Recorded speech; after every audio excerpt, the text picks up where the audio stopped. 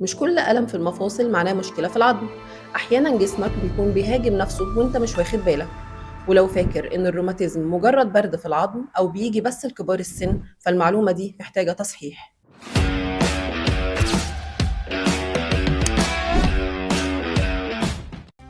كلمة روماتيزم اللي بنسمعها كتير مش مجرد وصف الوجع العظم مع السن، ده تخصص طبي ضخم بيضم حالات طبية كتيرة جدا ومعقدة.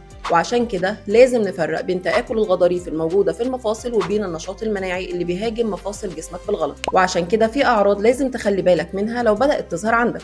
الأعراض دي زي لما تحس بتيبس في مفاصلك أول لما تصحى، لو وجع ظهرك بيزيد وانت مستريح أو نايم ويتحسن أول ما تبدأ تتحرك، أو لما تلاحظ تورم وسخونية في المفصل من غير أي خبطة أو إصابة.